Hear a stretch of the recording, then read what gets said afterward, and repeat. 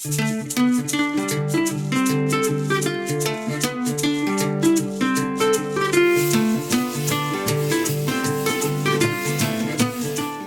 these nature trails, I've talked about two things a lot. One, it raining a lot, and two, reptiles. And reptiles are what I'm going to try and find in this video. We've got 6 native reptiles. I'm in lovely Cornwall, along a coastal path, and I'm just looking along the edges because this is where common lizards like to bask. The thing with these grassy verges is the lizards just melt into them and they're incredibly hard to spot. And it's kind of middle of the day, I'm on a south-facing bank and the sun's shining on it. This is where reptiles like to bask. Unfortunately, the later in the day you leave it, the more hot they are, so the more quicker they are. So they're a lot harder to spot and film and photograph. So I haven't seen many yet. I think I can just see a baby just lying in the grass. Yeah, okay, that's a baby common lizard. I'm not going to try and grab it because it's only a small one. But that's good, that's one down. I'm just on the beach now looking around for any reptiles. They like to bask on the sand because of the extra warmth. So I'm just looking around the edges, see if I can spot any. I think I can see one just in that corner. So, we've got the common lizard on the beach here. Little male. Absolutely gorgeous.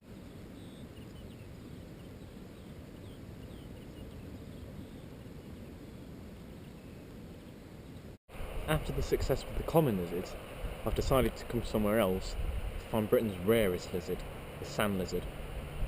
They prefer sand dunes and heathland to live in, and are only in a few locations around the country. I'm in a secret location in Cornwall at the minute, and it's the only place you can find them in Cornwall, but they're more common on kind of Dorset heathland.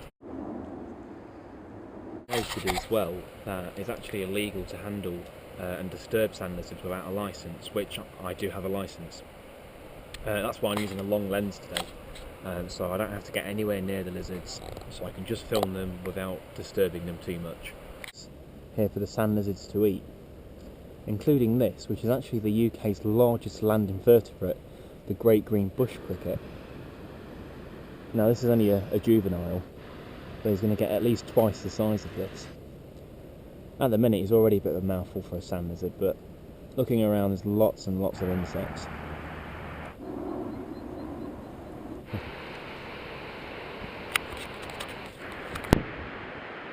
So I'm just keeping my eyes peeled now. It's about midday, so even though I got here at 8:30, they're going to be really, really quick now.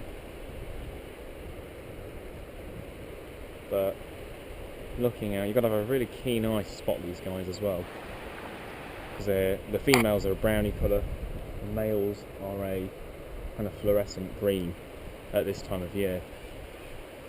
And oh brilliant, okay, there's a male just there. That's absolutely gorgeous. Fantastic to see one. So it's great to see sand lizards, especially in Cornwall. Thriving, you've got the dull, well, I say dull, they have quite nice markings, but compared to the males, the female sand lizards don't really stand out much. So we're going to go from Britain's rarest lizard to the most abundant lizard in the UK, the slow worm. Now, it's not particularly brilliant weather for reptiles really. It's quite misty, as you can see.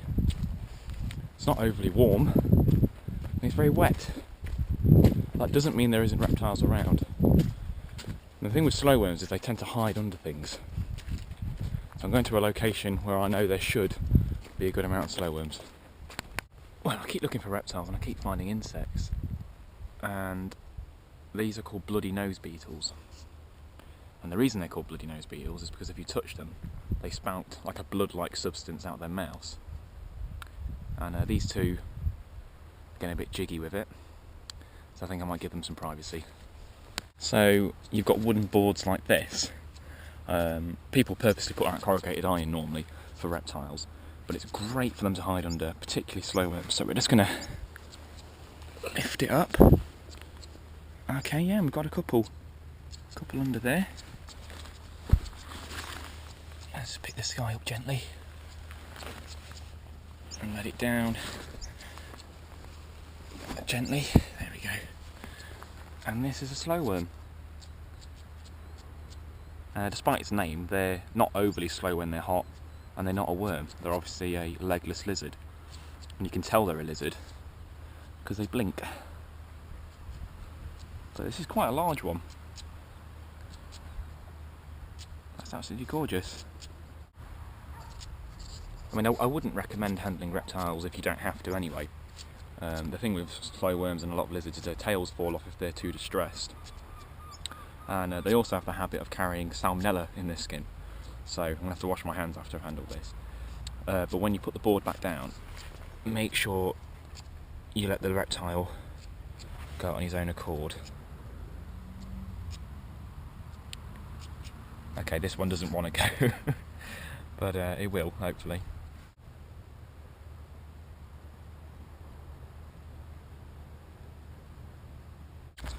We'll just check what's under this board. I've got a slow worm there, but I've also got a little common toad. Oh.